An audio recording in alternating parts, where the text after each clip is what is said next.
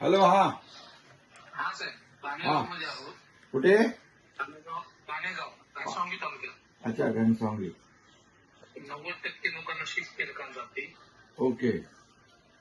आणि आता पाणी थोडं वाढायला लागलंय. वरून पाणी थोडं जास्त यायला लागले. पाणी वाढते. हा हा हा सगळे गावातून पाणी दाखवतो तुम्हाला. बर.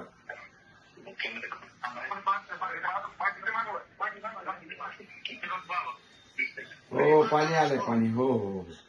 पाणी आलंय. लोकांच्या घरात पाणी गेलंय. हो, घरात पाणी गेलंय. हो हो. जवळपास 90% लोक शिफ्ट केले. बर बर. घनसावंगी आणि अंबड तालुक्या मतदारसंघामध्ये 10,000 लोकांना आम्ही शिफ्ट केलं. हा. 12 कॅम्प उभे केले.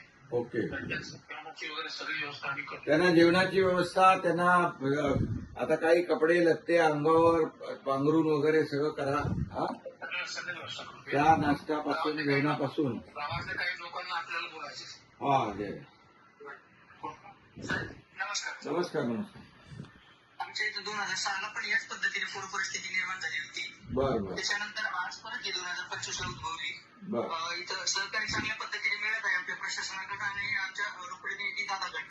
हो हो परंतु आमचं असं म्हणणं आहे की बाबा ही पूर परिस्थिती कायम जर अशीच राहिली दरवर्षी, हो. तर हा आम्हाला जो जाणारा रस्ता आहे त्याच्यावरती 2-3 पुलं आहेत सर. बर. ते पुलाचं जर आम्हाला काम करून मिळालं तर हे पाणी जरी आलं वारंवार तर आम्ही तिथून लवकर बाहेर पडू शकतो. पुलाची उंची वाढवायची ना.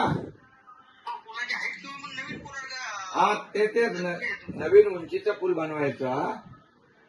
बरोबर ना. पूल जर मिळालं ते करून देऊ, आपण करून देऊ. हा, ते पूर परिस्थितीला आपण तर काय सामोरे जाऊ शकत नाही, नाही. जर पर्याय निघाला बाहेर तर बिलकुल तुमच्या शेतकऱ्यांच्या सोबत सरकार आहे. काही काळजी करू नका. आणि यावेळेचं संकट मोठं आहे आणि त्यामुळे या संकटामध्ये आमदार आपले हिकमत उडान तर तुमच्या सोबत आहेत दिवस रात्र. कार्यकर्ते आहेत, सगळे आहेत. पण आम्ही देखील पूर्ण आहोत तुमच्याबरोबर. जे जे काही नुकसान झालंय, शेतीचं झालंय, शेती खरडून गेली आहे, पशुधन वाहून गेलं आहे, घरांची काय पडझड झाली आहे, सगळ्यांची व्यवस्थित हिकमत तुम्ही आमदार महोदय पूर्ण नीट सगळे पंचनामे करून घ्या आणि त्याप्रमाणे आपण त्यांना सगळी मदत पण देऊ यावेळेस.